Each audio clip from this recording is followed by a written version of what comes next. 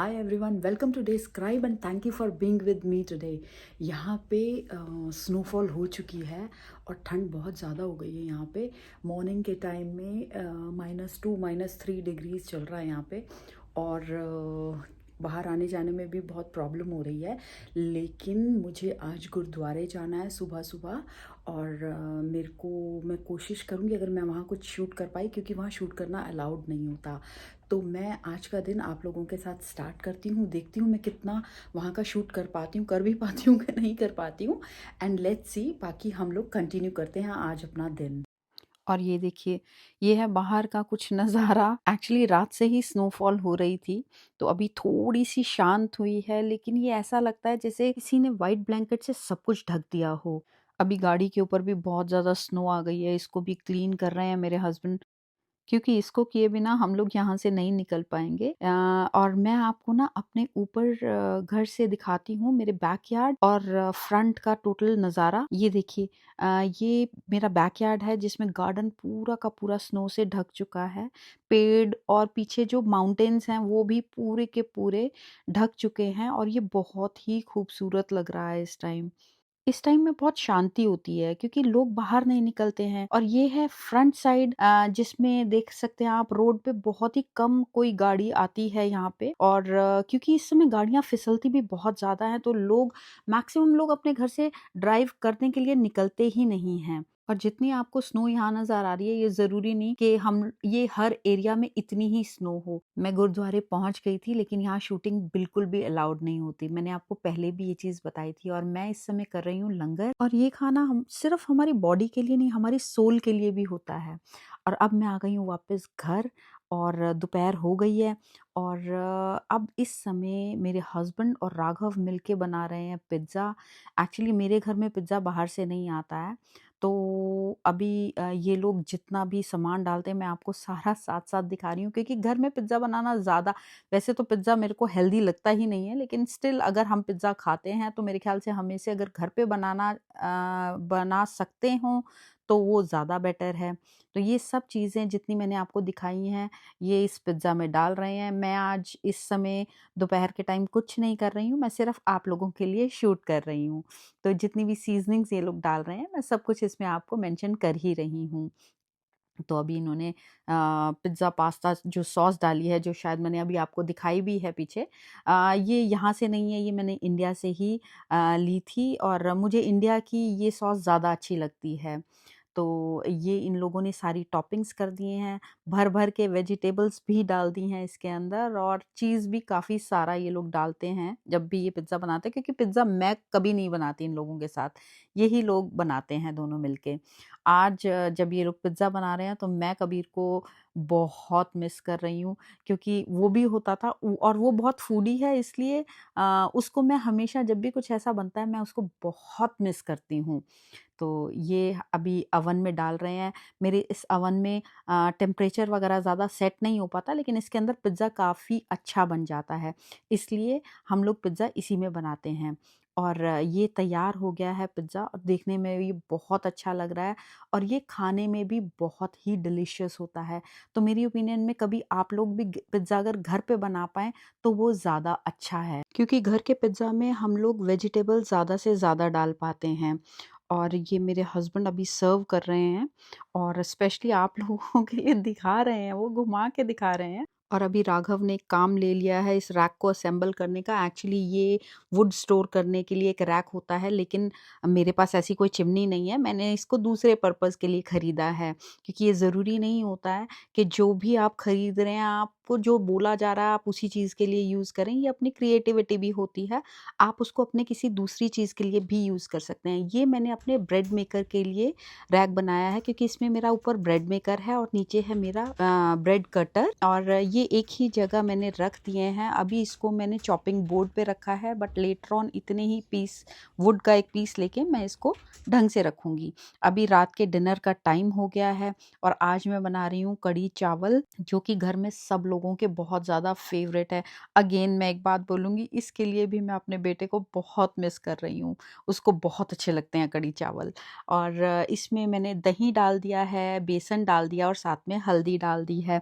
इसमें बेसन बहुत ज़्यादा नहीं डाला है, मैंने 3 चम्मच बेसन डाला है और थोड़ा-सा दही डाला है। दही बहुत खट्टा था मेरे पास, क्योंकि ये दही मैंने घर जमाया था। और जब घर जमाती हूँ ना मैं दही, तो कई बारी खट्टा भी हो जाता है, क्योंकि मार्केट से अगर आप योगर्ट खरीद रहे हैं तो वो इतना खट्टा नहीं होता है। तो अभी ये कढ़ी स्टाइल ही दही था, तो मैंने इसकी कढ़ी बनानी ज़्यादा ठीक समझी। अभी मैंने इसको घोल के रख दिया। इसमें आपका पानी थोड़ा ज़्यादा भी हो जाए तो नो प्रॉब्लम, क्योंकि कढ़ी पकती बहुत ज़्यादा है, तो वो रिड्यूस हो जाता है। और मेरे पास पालक पड़ी थी, वैसे मैं आलू और प्याज़ के ही पकौड़े बना देती हूँ। लेकिन क्योंकि आज पालक भी थी, मैंने कहा पकौड़े इन लोगों को वैसे भी अगर खाने होंगे तो खा लेंगे। तो मैं पकौड़े थोड़े ज़्यादा ही बना दूँगी, बिकॉज़ अगर मैं बच जाएँगे तो मैं नेक्स्ट डे के लिए इसको एयर फ्रायर में दोबारा से उसको फ्रेश करके ये लोग खा सकते हैं, तो वो मैं रख दूँगी। तो अभी मैंने आलू पील कर लिया है और मैं फटाफट से ये सब सब्जियां काट लेती हूँ। और जब भी आप किसी भी सब्जी को बना रहे हैं या घर में कोई भी काम कर रहे हैं, तो उसके लिए जो नेसेसरी प्रिपरेशन है वो अगर आप स्टार्टिंग में ही कर लेते हैं, तो आपका जो काम होता है ना, वो बहुत जल्दी और एफिशिएंटली हो जाता है। क्योंकि नॉर्मली क्या होता है कि हम लोग मल्टीटास्किंग होते हैं। हम लोग बर्तन भी धो रहे होते हैं, हम लोग खाना भी बना रहे होते हैं, हम घर के बाकी के काम भी कर रहे होते हैं। इसलिए मेरी ओपिनियन में ना, हमेशा जो एक हाउसवाइफ होती है, उससे ज़्यादा बड़ा मल्टीटास्किंग और कोई हो ही नहीं सकता। तो इस चीज़ के लिए मैं हर हाउसवाइफ की बहुत रिस्पेक्ट करती हूँ। क्योंकि एक हाउसवाइफ ना हमेशा बहुत थॉटफुल होती है।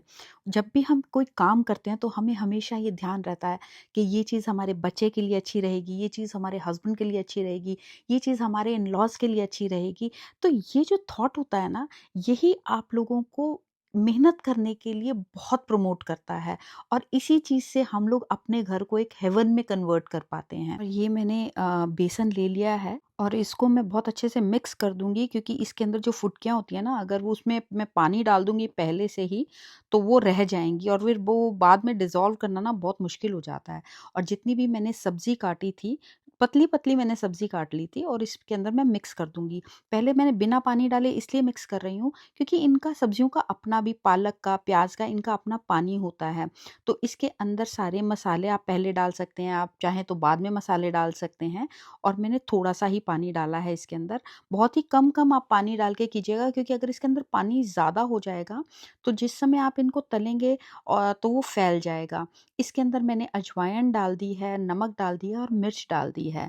अगर आपके पास हरी मिर्च हो, आप वो भी डाल सकते हो। मेरे पास आज नहीं थी, इसलिए मैंने नहीं डाली। तो इसको मैंने अच्छे से कर लिया, ये आप देख सकते हैं। और इतना ही गाढ़ा आपको इसका मिक्सचर रखना है। तेल में मैंने डाला है, आप ये चेक कीजिए कि ये अभी थोड़ी-सी देर में इसके ऊपर आया है। इतना ही गरम तेल हमें चाहिए, क्योंकि अगर हम बहुत ज़्यादा गरम कर लेंगे ना तेल, तो उसमें एकदम से पकौड़े जल जाएँगे और वो अंदर से कच्चे रह जाएँगे। और इनको मैं फटाफट से निकाल लूँगी। और पकौड़े तलने में ना थोड़ी-सी पेशेंस चाहिए होती है। अगर आप बहुत जल्दी करेंगे, वो कच्चे रह जाएँगे और फिर वो पूरी कढ़ी को भी खराब कर देंगे। इवन अगर आपने वैसे भी बनाने हैं, तो वो खाने में अच्छे नहीं लगेंगे। और खाना तो आप वैसे भी कोई भी बना रहे हो, उसके लिए पेशेंस आपकी फर्स्ट की होती है। अगर हम पेशेंस के साथ खाना नहीं बनाएँगे, तो उसका टेस्ट आपके घर के खाने वाले लोग ही बता देंगे कि आज खाना बहुत जल्दी में बना हुआ है, क्योंकि उसका टेस्ट ही डिफरेंट हो जाता है। तो ये मैंने फटाफट से बाकी का बैच डाल दिया है और इनको भी मैं फटाफट से बना लेती हूँ। और उसके बाद मैं आपको चेक करके भी दिखा रही हूँ ये, अगर आप देखें तो, ये बिल्कुल अच्छे से पक गए हैं।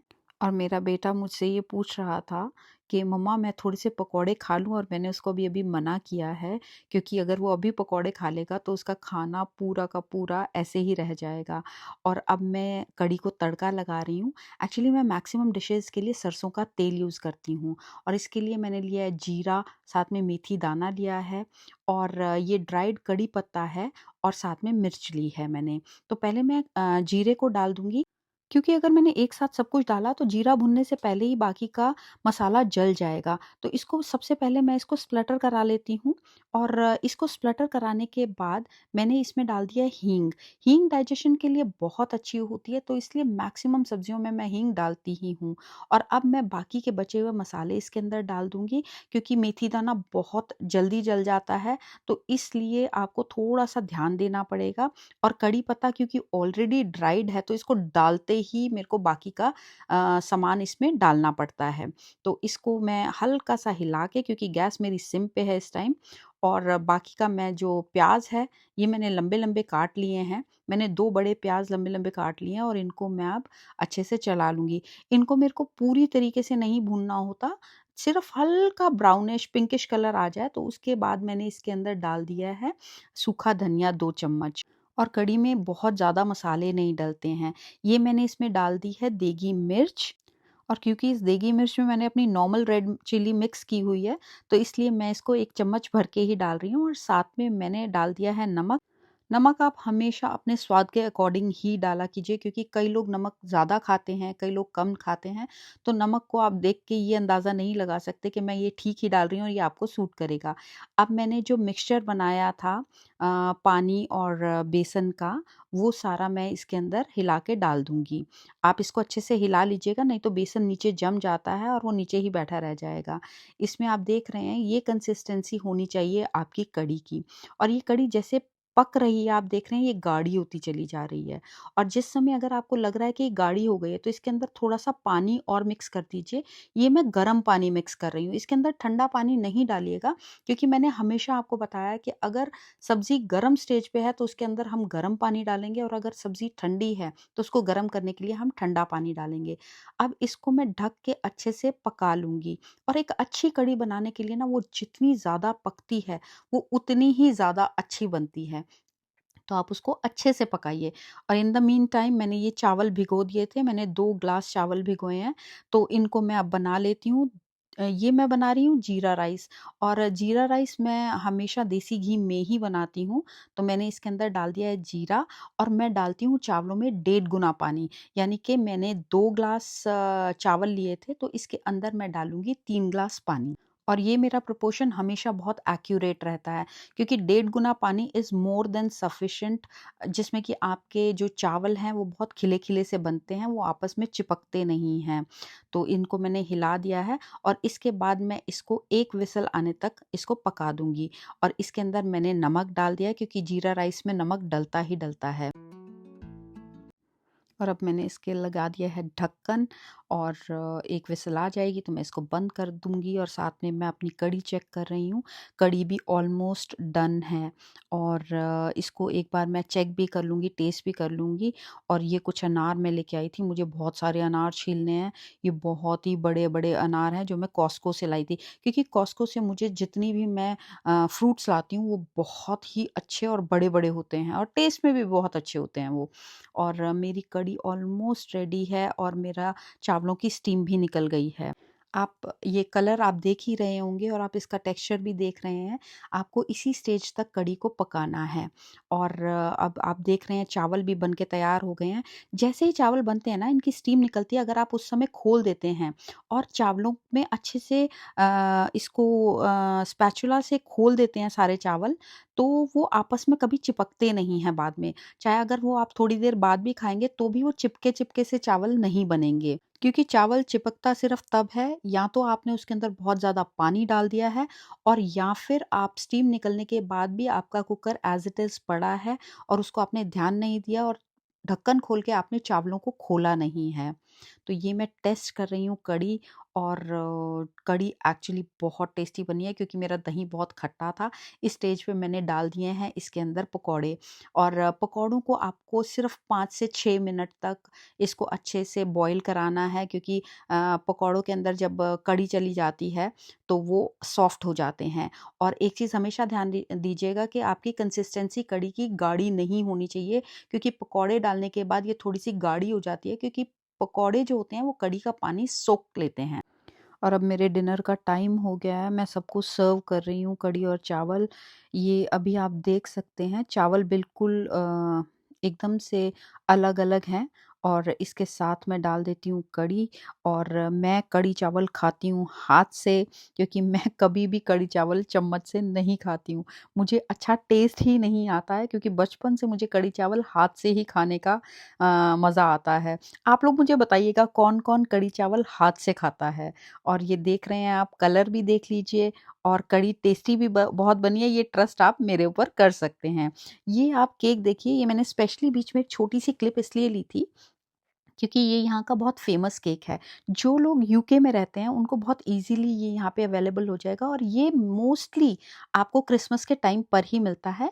ये इटालियन केक होता है, जो कि एक्चुअली बहुत टाइम लगता है इसको बनने में। ये स्टे भी काफ़ी ज़्यादा करता है और ये टेस्टी भी बहुत ज़्यादा होता है। इसके ऊपर आइसिंग वगैरह कुछ नहीं होता, लेकिन इसका खुद का टेस्ट इतना अच्छा होता है कि आप एक केक अगर आप खोलते हैं तो वो घर में, पूरे घर में मैक्सिमम 1 से 2 दिन में ही खत्म हो जाता है। इसके अंदर 2 तरीके का केक आता है। एक होता है आपका चॉकलेट केक, एक होता है आपका नॉर्मल केक। और अब हो गई है रात, आप देख रहे हैं स्नोफॉल अभी भी हो रही है, ये दोबारा चालू हो गई है और आई थिंक अब ये पूरी सुबह तक रहेगी। ये आपको मैं स्पेशली बाहर आई थी ये दिखाने के लिए, अभी ठंड बहुत ज़्यादा हो गई है और मैं कर रही हूँ खिड़की फटाफट से बंद, नहीं तो आज हम सब जम जाएंगे। और ये है मेरा बैकयार्ड, पूरा स्नो से भर चुका है ये, और सुबह तक और ज़्यादा भर जाएगा। और इसी के साथ आज का दिन बहुत अच्छा निकला और मैं अपने व्लॉग का करती हूँ एंड। अगर आपको आज का व्लॉग पसंद आया हो तो चैनल को सब्सक्राइब कीजिएगा, व्लॉग को लाइक कीजिएगा, कमेंट्स कीजिएगा, क्योंकि आपके comments means me a lot. And thank you for supporting me so much. Next vlog तक के लिए गुड बाय।